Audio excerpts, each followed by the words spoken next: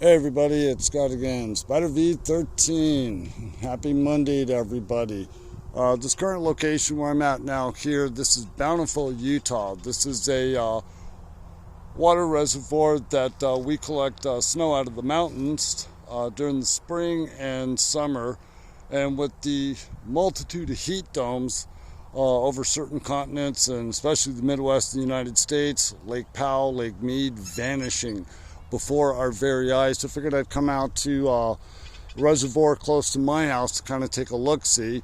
And surprisingly enough, with reclamated water and a little bit of snow we got last winter, we're actually, our reservoir is actually in good shape. So I feel very blessed, and I have no problem saying thank you, Jesus, that we've got some water here. But you know, the other thing of it is, I've been following that Vegas D-Tech.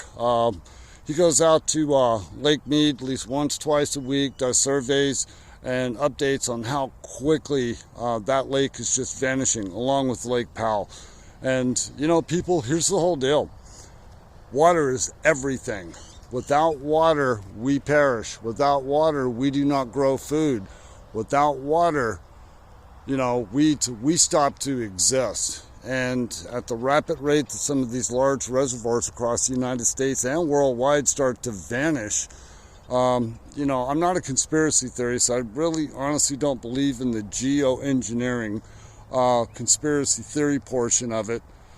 But the bottom line is that it's this thing called cycles. And I think that the United States and other continents over the next 3 to 5 years are going to experience extreme drought.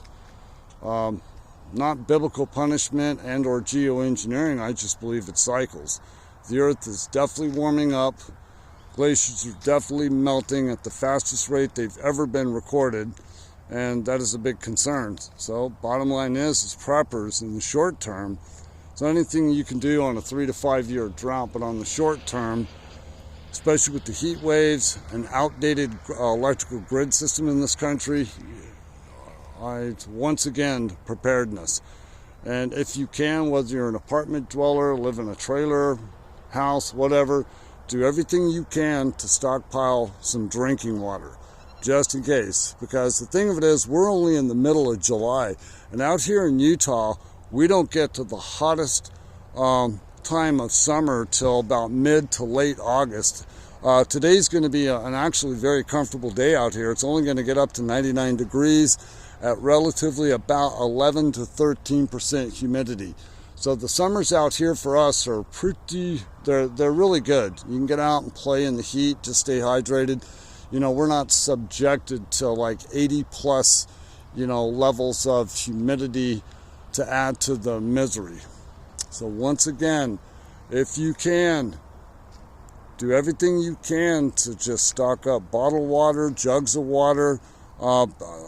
I don't think the heat dome's going to lift off the Midwest here in this country anytime soon. I think we're stuck with this. I think we're stuck with the excessive heat waves that are pilfering the Midwest, and it's just the smart money is just in case our electrical grid system does start having problems and rolling blackouts.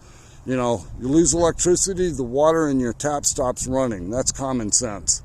So stockpile water, stockpile water. I know everybody's hurting financially. The fucking gas prices are through the roof. We're still paying roughly $5 a gallon here in the Salt Lake City area. And so things are tight. So my driving is an absolute minimum. I worked out a deal that I can work from home remotely. That way I don't have to, you know, spend, you know, $60, $70 a week plus on commute gas. But let's go full circle back to, you know, just having some extra food stored up at your house, minimum 3 months. And if you can, I would say a minimum of 250 gallons of usable drinking water. And for the preppers out there that were fortunate enough to have the money a couple of years ago, like a Big Berkey or an Alexa Pure water purification system, if by any chance in the world you can afford to get one of those and 4 or 5 extra filters, do it.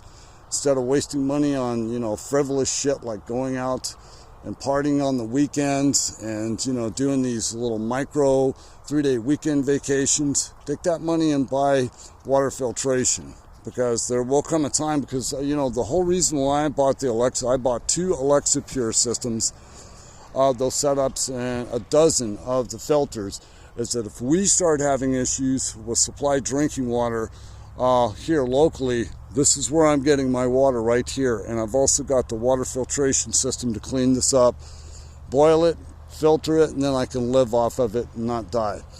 All right, well, that's my spew for today, man. I hope everyone's having a good Monday. And as always, stay safe, be aware, but most importantly, be prepared. I'm out. Ciao.